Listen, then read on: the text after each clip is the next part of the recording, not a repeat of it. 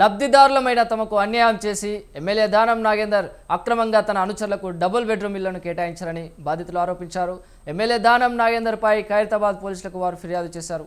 తమకున్న స్థలాల్లో చిన్నపాటి ఇళ్లను నిర్మించుకొని జీవిస్తుంటే MLA Danam Nagender double bedroom ఇల్లు కట్టిస్తామని చెప్పి ఉన్న స్థలాలను లాక్కున్నారని పేర్కొన్నారు. సీఎం రేవంత్ రెడ్డి స్పందించి తమకు డబుల్ బెడ్రూమ్ ఇళ్లను కేటాయించి ఇళ్ల కేటాయింపులో జరిగిన అక్రమాలను వెలికి తీయాలని విజ్ఞప్తి చేశారు. నాకు 2 ఇళ్ళు ఉండే. నేను ఊరికి వెళ్ళినాక ఒలవరికి ఇట్లా అంతా తెచ్చి ఇస్తప్పుడు ఏడు సోమయ్య నీకు ఇస్తాము తొందరపడ కానీ బస్తలు కూడా అన్నారు. ఇది మరి ఖైరతాబాద్ ఇందిరాగాంధీ కాలనీ అంటే నువ్వు తొందరపడక పెద్ద మనిషి, నువ్వు ఏడు పోవు, నీ ఇల్లు నీకు వస్తాయని చెప్పారు అందరు లీడర్. మరి అన్నాక మళ్ళీ ఇది ఏంది నాగేందర్ సార్ ఇంటికి కూడా 10 సార్లు పోయినా. నేను నాగేందర్ సార్ దగ్గర పోయి కూడా అడిగిన, అంటే నేను చేస్తా అన్నాడు. మళ్ళీ కలెక్టర్ ఆఫీస్ పోయినా 10 సార్ల, ఆర్టీఓ ఆఫీస్ పోయినా, సికింద్రాబాద్ మండలం ఆఫీస్ పోయినా. ఇక మండలం ఆఫీస్ అయితే ఇక నా ఇల్లే అయింది. అది అట్లా తిరిగిన నేను అందరికి ఎవరెవరికో ఇచ్చిండ్రు. మాకు ఇప్పుడు మాకు ఎనమానగురం ఉన్నాం, మాకు ఇండ్లు లేవు. గుర్సలు సార్ మా 30 గదాలు 30 గదాలు 30 గదాలు 30 గదాలు ఉండే. తీసుకుంటప్పుడు ఇస్తాము ఏడిపోతే అని అన్నారు.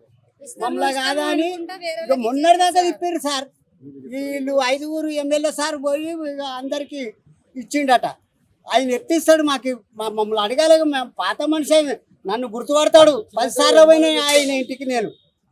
అయితే ఐమాక్స్ ముందల చీపుగా ఉంటుంది, డబుల్ బెడ్రూమ్ ఇల్లు కట్టిస్తామంటే సరే ఓకే అనేసి మేము, కొంతమంది కట్టుకునే పరిస్థితి ఉంది, కొంతమంది లేదు అనేసి సరే అని ఓకే అన్నాం. ఓకే అన్నాకట ఇట్లనే ఇస్తాం అనేసి అన్నారు.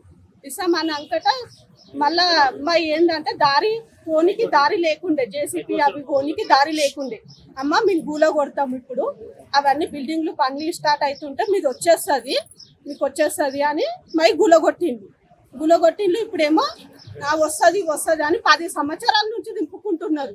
ఇవాళ కాదు రేపు కాదు, 10 సంవత్సరాల నుంచి మేము 10,000 జీతం చేసుకొని మేము 10,000 కిరాయిలా కట్టుకున్నా, లేకుంటే మేము బతకన్నా, పిల్లల్ని బతికి అన్నా మేమేం చేసుకోవాలి? ఇప్పటిదాకా 10 సంవత్సరాల నుంచి అన్ని ఆడియోకి అక్కడ ఇక్కడ తిరుగుతూనే ఉన్నాం. తిరగని రోజు అని లేదు. ఖాళీ ఉండే దానం నాగేందర్ వాళ్ళ మనసులకు ఇచ్చుకున్నాడంట.